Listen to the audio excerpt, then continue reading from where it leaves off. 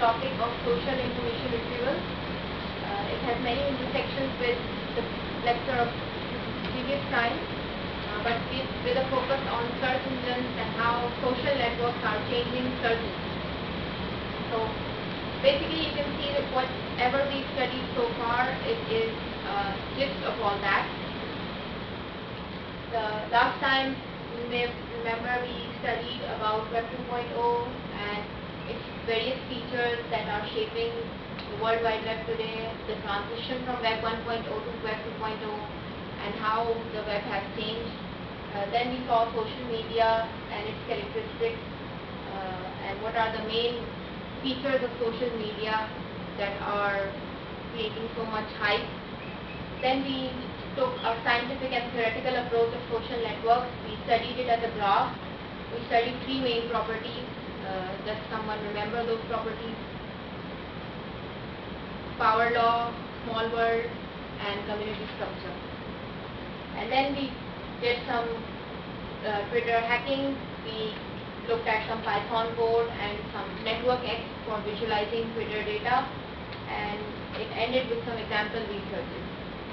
Today we will look at the changing role of the social web today, the web today, and how information needs are satisfied today. And a phenomenon known as social search, we'll look at its definition, the benefits of social search, and then there's also a case study by Microsoft Research, a paper by Jamie Tiban, what do people ask their social networks, and lastly we'll study influence analysis in social networks, what are some of the techniques, graph-based techniques for influence analysis. So, if you can see this, in the initial phases in the 1990s, the web was a marketing tool. Few websites, few companies, few vendors had their websites and they reached to the audience through those websites.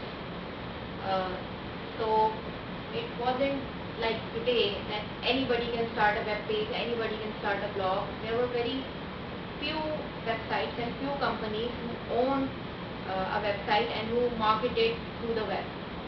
So it was basically a marketing tool. Then in the late part of 1990s came the search engine revolution, and mainly driven by Google. As we know, with Google's PageRank algorithm, search engines got a new life, and the web was now used as an information finding tool by many people. Whenever you had a question, you just go to Google and type in. Even today we do that. Even today that has not been discarded. We still do that, but today it is more of a media tool. What page you visit first now, Facebook or Google? I think Facebook. Earlier, if we go back like 8 to 9 years back from now, the entry point was Google.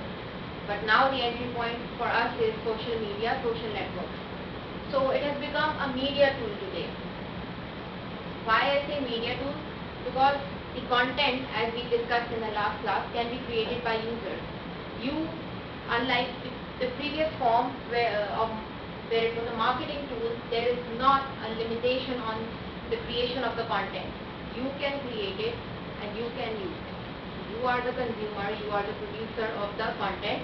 So, and like traditional media, where there is a control over the content, like BBC, Geo News, and these all have few authoritative people who create media content, but you can be your own media through social networks. You can create a Twitter account, you can create a blog and publish your thoughts. So it's now a media tool. So, and then why do we not look to search engines anymore? Because search engines do not always hold the answers that we are looking for. Today, most of our answers come from social networks. For example, we want to visit a place and that place is new for us. What we are concerned about is the security. We're not finding much on the internet regarding it. So, or if we consider today, we were concerned about whether it's safe to go out or not. Google cannot answer that. Google does not have that info. It can answer to a very limited extent, but not much. only people who have been out, real people, who know the condition on the roads of Karachi can answer you. So social networks were the best place to look for the answers. So the information overload has caused search engines to become not obsolete, but they don't always have their answers. So in CNN Money Smart Search says, the web, they say, is leaving the era of search and entering one of discovery. What's the difference? Search is what you do when you're looking for something. Discovery is when something wonderful that you didn't know existed or didn't know how to ask for finds you. It often happens on social networks that you're just randomly browsing and you come across something very nice. You don't have to even look for the information. Like in Google, you search for it. The information finds you now. So we are entering an era of information discovery rather than information finding. But the question is what that means for search engines. Will they be left behind? Do we say goodbye to them? What do you think? Why? Basically, they are useful for us. For something, we need search engine. For something, we need social network. We require. So you mean if we can use them separately? They are separate entities in themselves. Yes, of course. Yeah. Of course, it looks because search engine has its own working on its own entity, and the social sites have their own objectives and have their own way. I don't think that we may mix them together. But maybe it is a question that maybe search engine should evolve more to compete with the social sites more, because as the time passes, the difference is going to get great. But I still think if we have to get a holistic view of things, we still will use search engines. For a current view, we might use social media, like you said with example, that don't know what is currently happening in the city, what sort of situation it is. So we can look to social media or Facebook or recommendation from a friend. But maybe if you want to know what the general atmosphere, what the general condition of the city is, you might still look to Google and the search engines. Right. You wanted to say? Yeah. So how would you differentiate between the circles? There is one circle of audience for the web search engine, for example, and there is other kind of audience or targeted market of social activity, like such as social search or some activity like that. So how do you see them getting disconnected from each other? Do you see it? For example, sir. Example. For example, in last 2 days before, I just wanted to know about the Python language. Okay, but if I make a query about the Python language, it gives me the high quality of information, Google. But where it is my own content, it is not of much that quality. For example, if I wanted to know about the Python language on the Facebook, I don't think so that such quality information can be retrieved on that social website. But on the Google search engine, the quality of the information is too high, and I can get my the information that I want.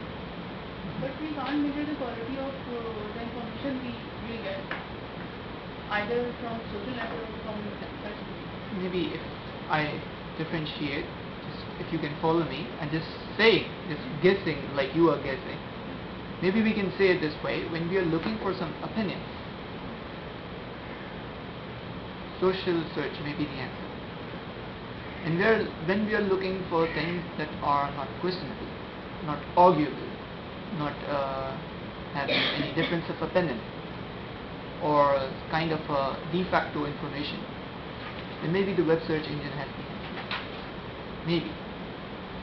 If you classify them into fronts, seemingly like that.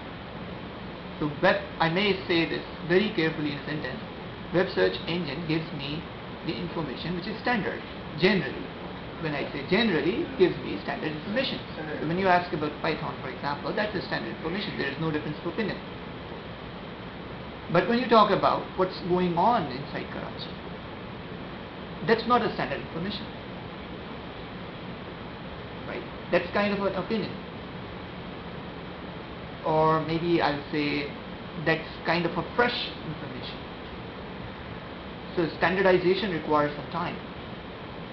So I can also classify this way. Two arcs. One arc, standardized information need time to get mature. But instantaneous information are more closer towards opinion instead of being standardized information. So at that front we have this thing. No, but sir, whenever we want some information, the first mental approach that would be in my mind that I would like the authority of that information. That How correct it is. Okay, for example, just wanted to know about the Karachi situation, then I would more liable. I would be more on the Google's information. For example, if the Google is giving me information from its news section, but I will more reliable on the Google's, not on the if someone else is giving me some information. Okay. I would see that what is the source from where this information is coming on to me. Okay? Okay. And that is why Google will be more reliable in that way as compared to the social search engine, because anyone say, for example, if my friend says something, but I know that my friend oftenly says just loves to speak like in this way, and maybe possible I will not believe on my friend's words as compared to the any standard search engine, as we say that the Google site. Actually, what you are talking about is trust. In any search engine, whenever you are looking for information, trust factor is important. In traditional search engines, there was a library paradigm, where trust comes from authority of a page. You will trust if Google points to a Wikipedia page or a New York Times page, you will trust it more than a page of a blog, right? So that's in traditional search engines, that's how trust is defined, by authority. We discussed PageRank, we discussed CFIDF, all these measures are used to find authority in traditional search engines. But even in social search, in social networks, there is a thing called trust. For example, you said you don't believe your friend. You know the properties of your friend. You know how intimate that friend is with you. So in social networks also, there is the concept of trust, only how it is measured is different. It comes from concept of intimacy. The algorithms for finding that trust will differ, but both work in the same way. And this is what we will discuss towards the end of today's lecture. I'll give two examples to further open this discussion up. Firstly, you said that you look for the information which are trustworthy. Maybe you won't trust your friend's information, but you will trust Google's information. Alright, let's see how truthful it is in every case. Right? In every case. For example, when I was coming over here, I switched on to Geo TV, want to see what's going on inside Karachi. But I didn't find much of the information. For example, if I type on Google what's going on, Google may not have even the answers which Geo TV was providing to me. The web search engines were not even smarter than the traditional media. It's the opposite. Now if you go and type in search.twitter.com and just type Karachi, you'll get more information than the Geo TV and then your web search engine. And usually, Arjuman and I have been doing this to understand what's happening inside the city. And it's also truthful in the case of London. You know what happened over there. How it was managed was this social network. And you can know what's happening over there through social search. For example, search.twitter.com. Likewise, in the case of Egypt, in the case of what was the other Tunisia, we were collecting news from there. And even till today, people agree to this point that Twitter has more of an information than any other thing. Even the different news channels were posting what they read from search.twitter.com. So for example, we know this is a very common problem. What happens in Karachi, I faced it, I can say it. Usually the media is not telling us. It seems like a blackout. They don't want to tell us what's going on, right? But on the secondary, if the thing that you think as secondary was in fact the primary. If you type in on search.twitter.com, just put Karachi, you will get much more information than what you can imagine. Just do it even now. If you go back and if you have a computer, try it. You'll find the information. First aspect is that. So in that case, I may trust my friend more than Google. Right? I want to know what's happening inside IB. I'll trust my friend who is inside IBA instead of Google. So it's not 100% true. First aspect. Second aspect, yeah. Just consider an example. You believe in some political party. Okay? You agree that that party has some information which is in accordance to you usually correct. And there is a person who shares the information from Twitter about that political happening. Let's say maybe Imran Khan. So the version coming from there would be more of a trust to you if you support that political party compared to Geo.tv or compared to Google News. Right? So there are many kind of things where the trust gets changed due to different reasons. One question is this. Okay, if we consider from the business aspect, okay, Twitter is actually taking business from Google and other media. If I'm not wrong, that they are getting hits more. So what if I can manipulate information? I am Google or I am Geo. I want the viewers to say to me, yeah. Sorry? I want the viewers and the people to just consider me as the first authority. Now it is changing. We say that Twitter is getting that. Yeah. So can I engineer the data, because I can hire, say suppose 100 or 200 people to tweet the news I am spreading, the version of the story I am spreading. So is that valid enough? Because I think Twitter has a mass volume of people. Is that possible? Companies can just manipulate information even on Twitter. When it's I could not get the question. Sorry? What is the question, please? Okay, the question is that there is marketing incentive. So when there is an incentive and when the Google is getting low paychecks because of Twitter, when Geo is getting low paychecks because of Twitter, because they are having a market share, so what they would want as a rational entity to compete with Twitter, right? They don't want traffic, they don't want people to go to Twitter. They want them to come to them. So what can they do?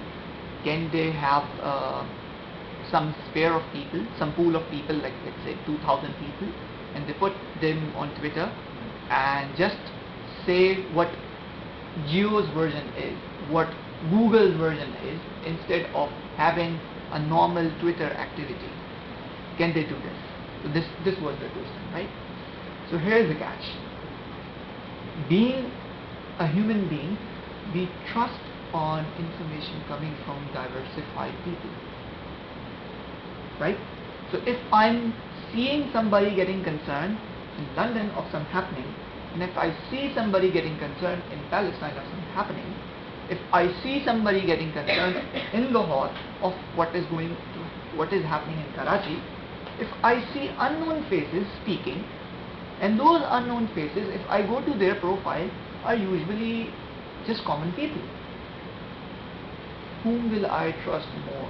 The unknown, hidden, skeptical profile over Twitter, which is being paid to publish some news, or some very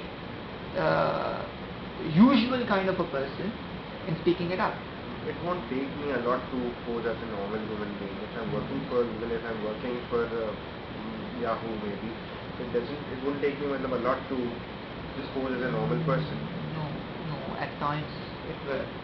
For example, if you will just say something all the time about Google, people will come to know he is just a chatterbox for Google. He's not mixing up news very well. He's just giving what a media outlet would give.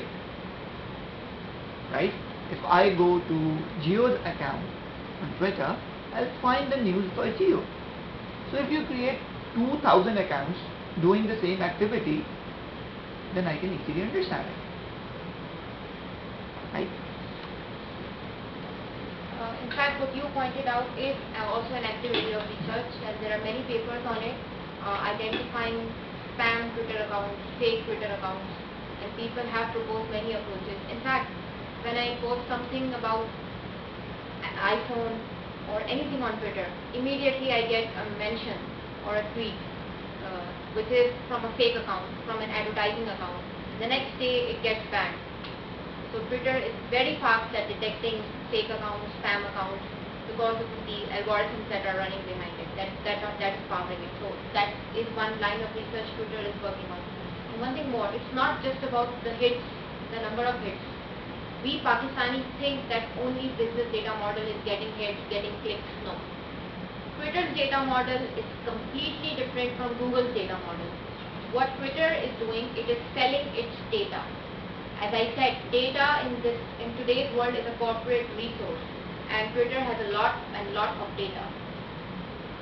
Twitter changed its terms of service in 2011, April 2011, and now its data is no longer free. First, you had access to the Twitter firewalls. I think 10% of the Twitter firewalls for free. Now you have to pay for it. You get only 2%. So researchers are very angry at Twitter for this. They cannot do their researches on Twitter now. They have to pay for it. Now what Google and Twitter have done, they've signed a deal with each other. So it's not like the businesses kill each other. The businesses collaborate. Like they say, if you can't beat them, join them. So they are working on this principle. Okay, so the question I asked was for a reason, that information finding and media, will they be separate entities, or will we say goodbye to search engines? What researchers are proposing is that the two work in close harmony with each other. That is, like Google and Twitter signed a deal, so social networks and search engines collaborate with each other to improve each other, which is what is known as social search.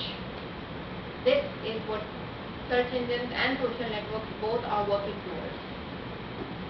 If I take your word is correct that Google is more reliable, then I don't find any wisdom in Google coming up with Google Plus. Why they came up with Google Plus if Google was all perfect? There is an incentive. There is some drawback in search engines, and they are finding it hard to slow down Facebook's business. They don't say it, but there is a clash between both of them. Facebook signed a deal with Bing, Microsoft's Bing, and Google signed a deal with Twitter. Twitter, just I think few weeks back, that deal got expired, and now Google no longer has the Twitter data. So it's all a dirty world of capitalism, and it's business too. So the idea is that social search has a great future. It is a very new research area. Just 1 year, it was 1 or 2 years back it was born, and if someone wants to research in web science, this whole area is one area where you should really focus on if you are interested in it. Okay, so what is social search? How do we define social search? Anybody? We've heard a lot about social search, but does anybody know the formal definition of social search?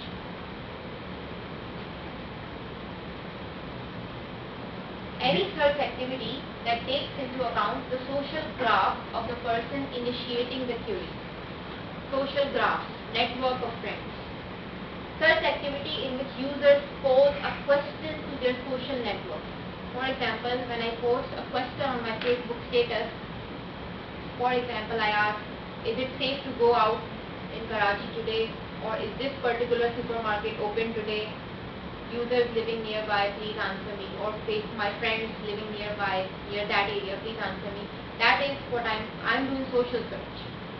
And it's not just limited to acting on social networks. There is also search systems using statistical analytics over traces left behind by others.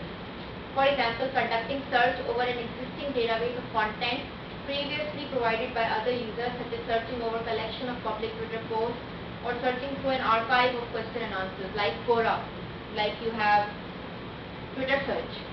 As Atif said, today for Karachi I was constantly doing my work and I knew what was happening. I just logged on to, I just went to search.twitter.com and I entered the query Karachi and it was getting updated in real time. I got real time news by what users were twittering and it came to me instantly, which is not possible with search engines. So that is also social search. And the reason why Google needed Twitter data was that I don't know how many of you use this functionality of Google, but they have on the sidebar web, news, real time. Few days back they had real time. Now they don't because the deal expired. I don't know if they'll renew the deal or not. Still going on, the talks are going on. Maybe Twitter will also go towards Bing, we don't know yet. But why Google wanted Twitter data was because of its real-time nature. It gave a great boost to Google. And many people were not going to search.twitter but were going to Google. And this was one of the reasons before the deal got signed, search.twitter.com had all the tweets. They had indexed all the tweets so far published on Twitter. But when this deal got signed, immediately they said that we now will have, we will index only tweets from 7 days back, not all of them, because our database cannot manage so much. I don't buy that. I think the deal with Google is the major reason for that, but still we don't know. So what are the benefits of social search? These benefits have not been proved scientifically. These are just speculations. They can be wrong. So the number one benefit is that reduced impact of link spam by lesser reliance on link structure of the web pages. I don't completely agree with that, but it's partially correct that yes, link spam, which we discussed in lecture 3 in detail, can be reduced through social search because now users or the social network users will point to stuff and there is a lesser chance that they will point to bogus stuff like in the link structure of web pages. There will be less manipulation.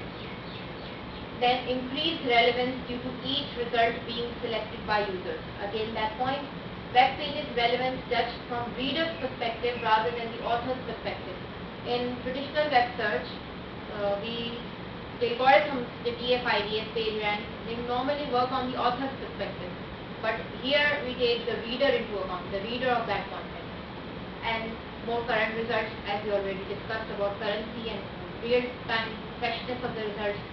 This is in my opinion, the most benefit that search engines are not coming to cope in the long run. But the others still can be coped. This is one where the search engines will have to struggle. Okay. Improvements achieved have not been quantified. There are no scientific evidence so far because it's a very active area of research and a new research area. Anybody can investigate this. You need a large setup and you can come up with your own research idea, your own startup, your own research paper for verifying these claims. It's not easy, but you can think in these dimensions if you are thinking for your PhD thesis or your master's thesis. Okay. We have been using that idea in the page rank that the page was ranked on the reader's perspectives. No. Page rank was not Page rank, for example, how much the user clicks on that page, how much the user visits on that page. Basically, the more the user visits that page, the more these the page rank will be increased. This was the idea. No. Page rank does not work on user clicks. The premise behind page rank user visits. Link structure. Link structure, of the web, not the user visits. How we organized it, we had a transition matrix based on how many pages are linked. The same thing. For example, the more the user visits on that links, clicks on that links, the more are the chances that the there will be more probability of that page that it will be its ranks will be high. It will be higher than any other page. Okay? No. Alright.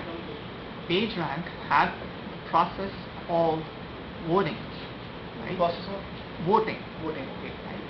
If I have to put it in a simple way so that you can understand analytically, page rank does not calculate how many people visit that web page. It just says how many web pages outlink to a certain web page would define how important that web page is in the whole World Wide Web. That's how they define it. User visit scheme, the click-through data, is a separate thing from page rank. A third perspective, for example, if I visit some page, I never it never comes into my mind that who is the author of this page is. For example, what is the meaning by author's perspective? Okay. Who is the creator of that page? Okay, I'll explain. For example, okay, so there is a blog or there is a news article. Somebody has written something about some happening and he wrote something in favor of it. For example, I'll just pick up a very burning thing from very burning things. For example, US intruded inside the Pakistan sphere and knocked out so-called Bin Laden. And there is an article favoring that. But there is a box called comment box beneath it, and there are people, general masses writing it. Usually, as we know, as we live in Pakistan, we can feel the people of Pakistan are not happy of what happened. But inside that article, it was presented as if everyone is happy what happened. So that's the perspective of author. But what's the perspective of reader is also very important. So here in social search, they are more focused on what's reader's perspective. What do they think? So it's different. In traditional search engine, maybe you do not include the comments. You include what's written there as standard literature. And those are not comments. Those are just articles, write-ups. Any other question? I think you have brushed over this, but still I would have to ask you. A few years ago, the center of the web was information. Now, can we say that today the center of information is a user? Can you repeat? A few years ago, the center of the web was information, or is it still? Can we say today, like the center of information, center of the web is actually the user, a user? People or the user? I think yes, I agree with it. In the introduction of this course, when we talked about web science, the need for a separate field for studying the web was mainly because the traditional sciences, for example, the traditional computer science can study computers, what's happening inside a computer from the perspective of computer architecture and these different aspects. And yes, you're right, it was information. But now it involves complex interactions between people. And we need fields that study people, like social sciences. Many of the theories we are studying here come from social sciences, like the small world effect in the last lecture. That is a theory from social sciences. So I agree with it that yes, it's centered towards people, but not just people. There is a complex interplay of many things. Information, people, and then media outlets, many entities are involved. Yes. Okay, so here's the catch. When we were old, we were talking about previous days, right? When it was young, the search engines were young. What were they doing? Whom were they facilitating? Users, right? Nothing else, no one else, right? So it was users. But their understanding of user was very limited. it was considered to be a very small portion. It's 2-3 things. Maybe they are just looking for some company. Maybe they are looking for some scientific literature, and that's about it. That was their understandability of user at that point of time. They were challenged by information indexing then, right? There was so much information, where to put what information under what topic so the user may see it. That's all. That's how they cultivated it, that's how they matured it. But now what has changed? Now they realized, oh, user is not that simple. It's the same way when computer was created, they were saying we can just make human intelligence possible through computers, later in 1950s. Later on they realized, oh, it's too huge, we need another separate field, let's say artificial intelligence. And even till today, they have the same thing. Artificial intelligence basic goal is to mimic whatever the human's rationality is. They're still far behind from that, right? So they didn't realize at that time. The same applies over here. When they were talking about information, they thought user is very simple. We can easily say something. Now things get matured. And when things get mature, expectation rate is high. They go high, right? So when they are high, you have to serve more.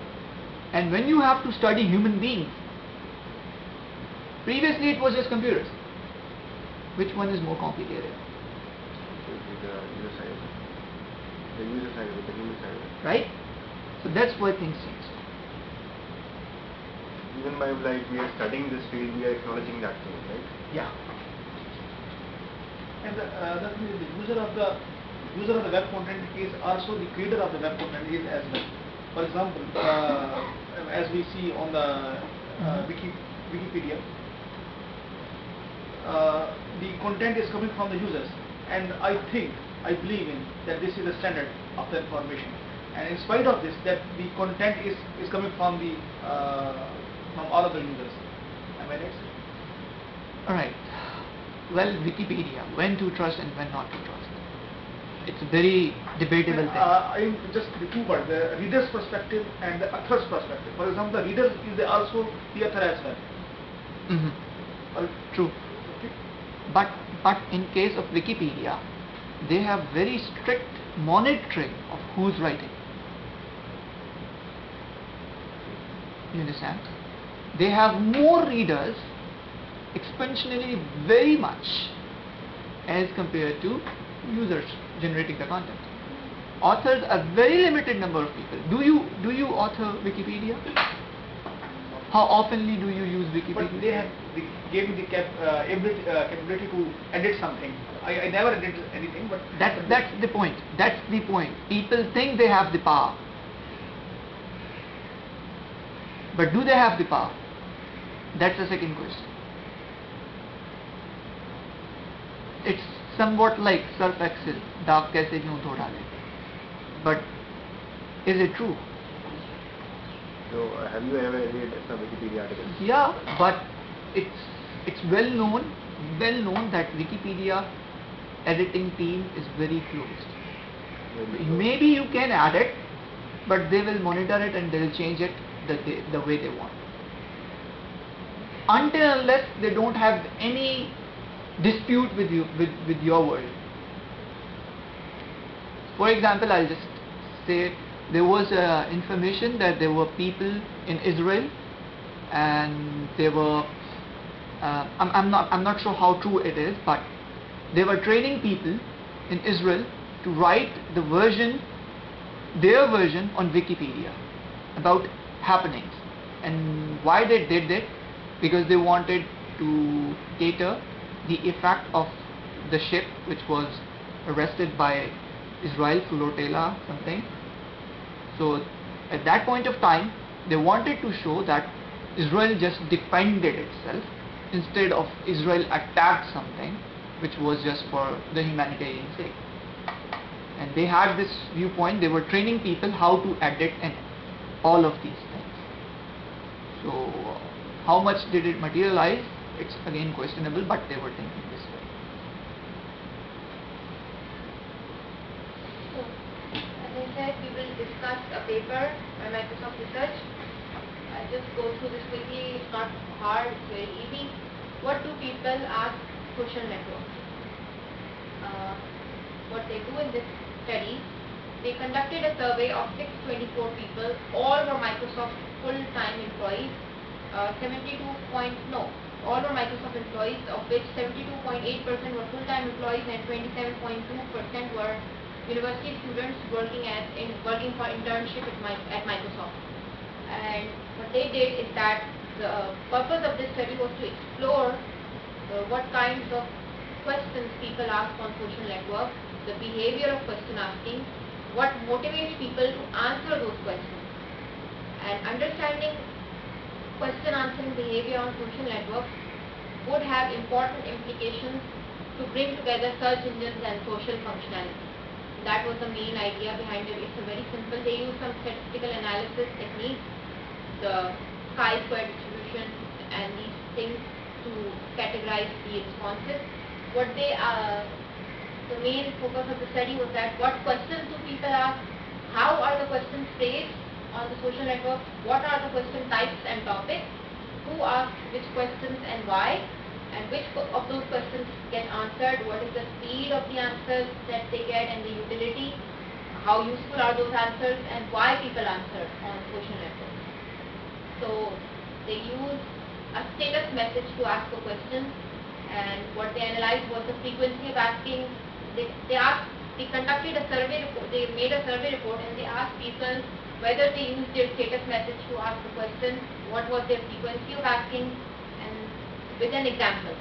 They asked whoever said that yes, I use my Facebook status or my Twitter timeline, Twitter post for asking a question, had to give an example of a question they had asked or more questions they had asked. And so then they used computational techniques to analyze the question type, and they also asked if they had ever responded to any question, and if yes, they asked the question to which they had responded and their response. So again, using computational analysis techniques, they analyzed and categorized the responses. An example was asked, and 624 participants were there, and their focus was on Facebook and Twitter. The users answered that they use Facebook, Twitter, MySpace, Orkut, Friendster, and LinkedIn, but they limited them to Facebook and Twitter because 98.1% of the participants had Facebook account and 71% had a Twitter account. So that's why they limited to Facebook and Twitter. And of the respondents, they were 18 to 25 in the age category 18 to 25, they were 28%. And 40.1% aged 26 to 35, 25.5% were aged 36 to 45, and only 6.1% were aged 46 and above. So this is an example. Does anyone know of any interesting social media papers coming up at CHI 2010 that I should be sure to read? This is, of course, since it was a Microsoft Research, the survey respondents were all from Microsoft Research, so you can be rest assured that the questions will be of a very technical nature and scientific nature. So this is one example of a question. And then our topic is different than, for example, it is social media, and our topic is for social search. Today's topic is social search. But it is asking about social media, for example. No. It is studying what are the motivations for people asking on social networks. As I said, social search is still an evolving area. There is no standard definition yet, no standard working principles yet. When you ask a question to your social network, that is also social search. For example, if you go to Facebook, you ask a question, you are involved in social search. Or if you search an archive, a database of social data, like search.twitter.com. In simple words, social networks means that the social sites, social introduction, the sites which I am using. Okay? It is the meaning of the social networks. Social network So, is what is just social a network? site. Facebook is a social network. Social network. We're not talking about social networks here. We're treating it from a scientific perspective. In the last class, we talked about social network analysis. Analysis means mining social networks to gather useful information.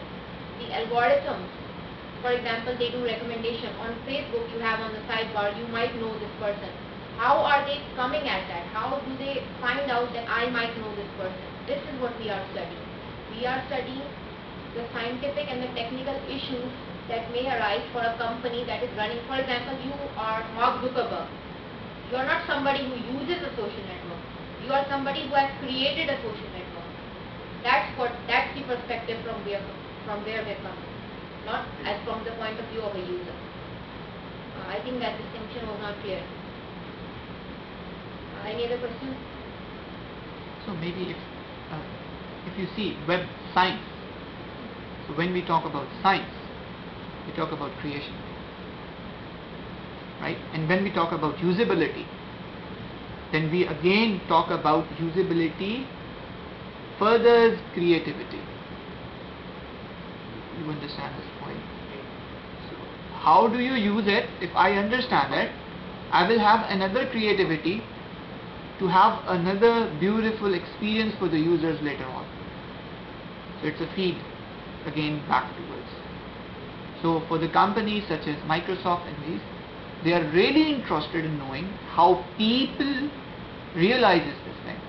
And if they can understand that way, they can improve it. It's a very unconcerned question. If Facebook is to Mark Zuckerberg, who is Twitter to? What is Twitter to? I don't remember the name, but Twitter did not create that much of a hype. Mark Zuckerberg, the reason for Mark Zuckerberg's popularity is, what my opinion is, that he was a dropout. He did not complete his formal education, and he just had this wild idea one day, and he gathered 5 friends and they came up with, oh, we should have this social network where friends can communicate. At first it was only for those who had a .edu domain. It was very successful. Just like Larry Page and Sergey Brin. They had a crazy idea one day. They were Stanford PhD students and they had an idea, let's download the whole web. They went to their supervisor, their PhD supervisor, Rajiv Motwani, it's a very famous name. And he said, oh, you have a very good idea, let's come up with a prototype search engine. And they created the search engine for Stanford first. And then when they saw the success of this idea, the business it can create, they just said, oh, hell with academics, what's in academics, let's go to the corporate sector and earn lots of bucks. So they dropped out. That's the main reason for the popularity of Larry Page and Sergey Brin. Because youngsters, don't want to take the hard way.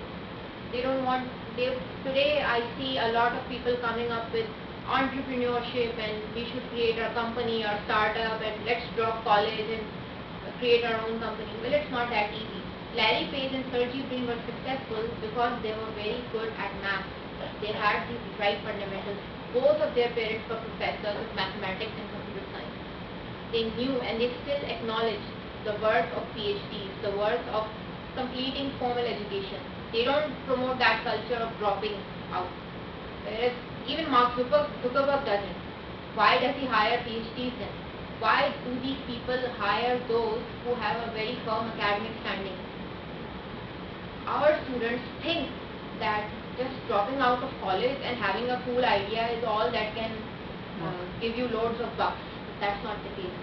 That's not always the case. Yes, there are very sharp students who don't need a formal education, who have very good ideas, who have very good scientific and technical knowledge, even without a formal education, but those are very rare students. Even for those students, I will not recommend dropping the formal education. They should complete their formal education.